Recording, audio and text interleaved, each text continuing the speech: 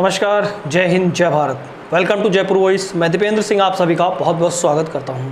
Film Prithviraj, जिसका trailer release हुआ और महान राजपूत सम्राट पृथ्वीराज चौहान पर यह फिल्म बनी है। और आप जानते हैं कि किस तरीके से एक महान सम्राट जो इतने बड़े साम्राज्य का मालिक था और वो महान सम्राट जिसने अपने युद्ध कौशल, अपनी देशभक्ति, अपनी वीरता के लिए कितने बलिदान किए। तो महान राजपूत सम्राट पृथ्वीराज चौहान, जिनका इतिहास बहुत ही गौरवशाली है और उनके इतिहास पर अब एक फिल्म बनाई गई है जिसका नाम पृथ्वीराज है। और सबसे बड़ी बात यह है कि इस फिल्म के ट्रेलर में बहुत सारी चीज़ें हैं। तो इस फिल्म का ट्रेलर आया, ट्रेलर के काफ़ी ज़्यादा व्यूज़ आए हैं और जिस तरीके से लोगों ने मिलियंस में देखा है यूट्यूब पर, लेकिन बहुत से लोगों का जो नज़रिया है, और सबसे बड़ी बात यह है क्या अक्षय कुमार जस्टिस कर पाएंगे पृथ्वीराज चौहान के रोल के साथ। क्योंकि आप सभी जानते हैं अक्षय कुमार एक साल में 3 से 4 फिल्में करते हैं और 3 से 4 महीने में एक फिल्म की कोशिश करते हैं वो शूटिंग निपटाने में। और सम्राट पृथ्वीराज चौहान एक पीरियोडिक यानी कि एक साहित्यिक और पौराणिक फिल्म है। तो ऐसी फिल्म करने के लिए टाइम चाहिए होता है। अब आप एक बात बताइए, बहुत सारे लोगों के कमेंट्स हैं, अब आप एक बात बताएं, अक्षय कुमार जिन्होंने बहुत सारी फिल्में करी हैं, लेकिन सम्राट पृथ्वीराज चौहान में उनकी ये फिल्म पे आप ये देखिए पोस्टर, उनका जो हेयर स्टाइल है, उनकी सबसे बड़ी बात यही है कि जो लुक्स हैं, क्या किसी राजा महाराजा के टाइम में ऐसी हेयर स्टाइल हुआ करती थी? मतलब आज के टाइम की हेयर स्टाइल क्या समझ के इन्होंने ये लुक अपनाया है, क्या समझ के डायरेक्टर ने ये लुक अपनाया है? बहुत से लोग इसी पर कमेंट कर रहे हैं कि क्या सोच समझ के ये लुक दिया गया है अक्षय कुमार को, क्या दिमाग लगाया गया है इसके अंदर कि आज के टाइम की हेयर स्टाइल्स में दिखाई गई है। कहीं से भी एक राजा ऐसे बाल नहीं रखते थे। आप किसी भी पौराणिक जो नाटक हैं, पौराणिक जो फिल्में हैं, पौराणिक जो जितनी भी सारी चीज़ें हैं, कुछ भी अगर आया है, फिल्म इंडस्ट्री की बात करें, टीवी इंडस्ट्री की बात करें, कहीं पे भी इस तरीके की हेयर स्टाइल और राजा महाराजा कभी ऐसे बाल आप मान सकते हैं कि ये एक लुक्स बहुत मैटर करता है एक राजा महाराजा के लिए।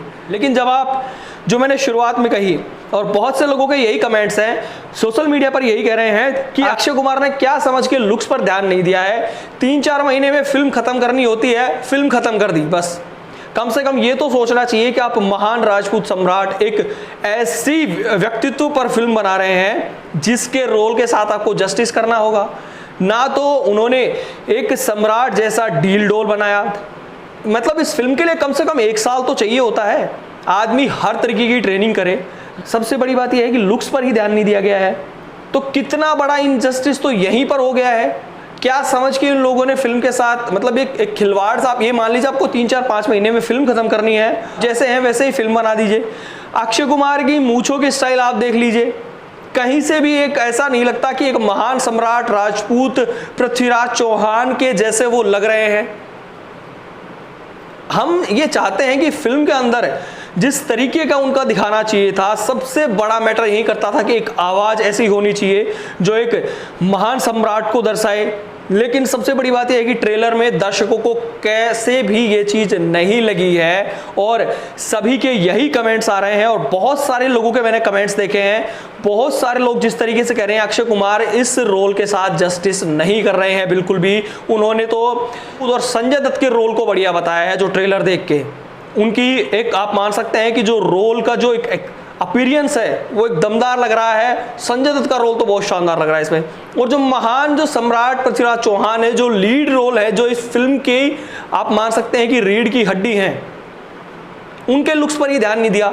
अक्षय कुमार जैसे थे वैसे उस तरीके से आप देख सकते हैं किस तरीके से कहीं से भी वो, मतलब ये चीज़, और कपड़े इसके अंदर ऐसे चूज किए गए हैं, डिज़ाइन ऐसे दिखाए गए हैं, कहीं से भी एक राजा महाराजा के आप कॉस्ट्यूम जो डिज़ाइन है, क्या सोच के उन्होंने किया है, क्या नहीं किया है। बहुत सारे दर्शकों के यही कमेंट है, जो लोग रिव्यू कर रहे हैं इस ट्रेलर का और जो लोग इस ट्रेलर के कमेंट्स में जो लिख रहे हैं, वो सारी चीज़ें पढ़ के और देख के फिर मैं आपको ये चीज़ें बता रहा हूँ कि दर्शकों की क्या राय है और दर्शकों के क्या कमेंट्स हैं। ये सारे मैंने सोशल मीडिया पर जो मैं सारी बातें आपको बता रहा हूँ, ये सारे अधिकतर आप दर्शकों की प्रतिक्रिया देखेंगे कि दर्शक किस कदर मायूस हैं कि एक महान सम्राट की आप पीरियडिक फिल्म बना रहे हैं, यानी एक साहित्यिक और एक ऐतिहासिक फिल्म बना रहे हैं, लेकिन आप महान राजा के साथ इस तरीके का इनजस्टिस कैसे कर रहे हैं। एक अक्षय कुमार कह रहे हैं कि उनके लिए एक सबसे बड़ी फिल्म अब तक की, उनका ये कहना है, लेकिन अगर सबसे बड़ी फिल्म है तो कम से कम इसको 1 साल तो दिया होता, इसके लुक्स पर तो ध्यान दिया होता। 2020 में लगभग ये फिल्म बनकर तैयार हो गई थी, लेकिन कोरोना की वजह से इसको टाला जा रहा था, क्योंकि OTT पे इसको रिलीज नहीं करना चाहते थे डायरेक्टर प्रोड्यूसर, वो चाहते थे कि इसको सिनेमाघरों में रिलीज करें। अब सबसे बड़ा तो यहीं पर दर्शकों को बुरा लग रहा है। अब क्या कहानी होगी, किस तरीके से इस फिल्म में सीन्स होंगे, इस फिल्म में किस तरीके से जो सारी स्क्रीन प्ले होगी, इस तरीके से इस फिल्म में सारी जो चीज़ें हैं, आप मान सकते हैं कि युद्ध जो है वो किस तरीके से दिखाए जाएंगे, VFX किस तरीके से इसके अंदर ऐड करे गए हैं, बहुत सारी चीज़ें हैं जो फिल्म देखने के बाद पता लगेगी। लेकिन सबसे मेन मुद्दा यही है कि इतिहास को इसमें विकृत नहीं किया जाए।